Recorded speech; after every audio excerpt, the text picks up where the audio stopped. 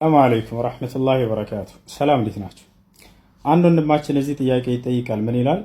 ሁሱ እስኪ ነቢያቱ ሁሉ ሙስሊም እንደነበሩ በማስረጃ አሳየኝ ይላል። በጣም ጥሩ።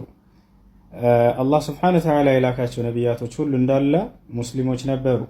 ስለ ኑህ ዓለይሂ ሰላም አስመልክቶ በሱራ ዩኑስ ላይ እንዲህ ይላል። ኑህ ምን አለ?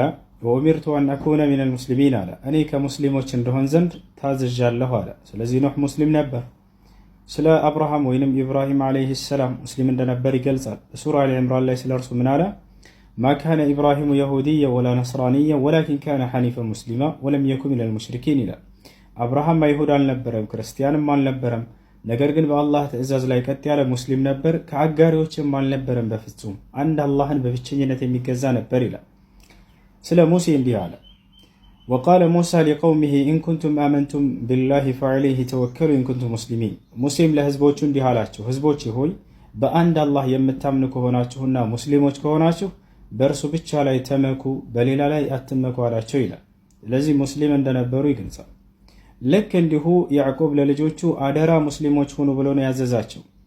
ወሳ ቢሃ ኢብራሂሙ በኒሂ ወያዕቁብ ያ በኒየ ኢነላህ አስጠፋ ለኩም ዲን ፈላ ተሙቱነ ኢላ ወአንቱም ሙስሊሙን ይላል። ያዕቆብም ለልጆቹ እንዲህ አላቸው፣ ልጆቼ ሆይ እነሆ አላህ አንድ ሃይማኖት እስልምናን ብቻ ነው የመረጠላችሁ፣ አደራ ልጆቼ ሙስሊሞች ሆናችሁ እንጂ እንዳትሞቱ አላቸው ይላል።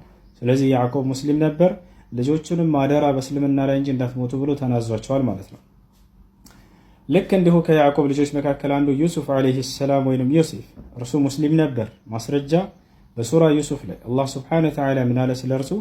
ተወፈኒ ሙስሊምን ወአልሒቅኒ ቢሳሊሒን። ዮሴፍም እንዲህ አለ፣ አምላኬ አላህ ሆይ አደራ ሙስሊም አድርገህ ግደለኝ፣ በቀጣዩም ዓለም ከደጋጎቹ ጋር አስጠጋኝ አለ ይላል። ስለዚህ ዮሴፍ ሙስሊም ነበር። የኢየሱስ ክርስቶስ ሐዋርያቶች ሙስሊሞች እንደነበሩ በግልጽ ቃል የተናገሩበት ተቀምጧል። በሱራ አሊ ዕምራን ላይና በሱረቱል ማኢዳ ላይ ምን አለ? ወኢዝ አውሐይቱ ኢለል ሐዋርይይን አን አሚኑ ቢ ወቢረሱሊ ቃሉ አመና ወሽሀድ ቢአንና ሙስሊሙን። ወደ ሐዋርያቶችም የትእዛዝ ቃሌን ባስተላለፍኩ ጊዜ አላምላክ አላህ እናንተ ሐዋርያቶች ሆይ በእኔ በአንድ አላህ እመኑ፣ እንዲሁም በላኩላችሁ መልእክተኛ ወይንም ነቢይ በዒሳ ወይንም በኢየሱስ እመኑ አልኳቸው አለ።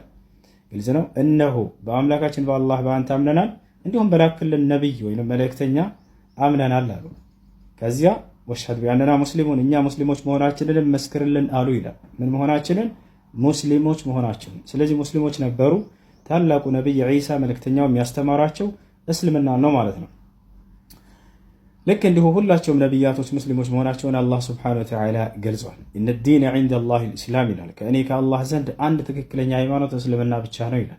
ከእስልምና ውጭ ሌላ ምንም አይነት ሃይማኖትን እንደማይቀበል የፍርዱ ቀን ተናግሯል። ወመን የብተጊ ገይረ ልእስላሚ ዲነን ፈለን ዩቅበለ ሚንሁ ወሁወ ፊል አኺረቲ ሚነል ኻሲሪን ይላል።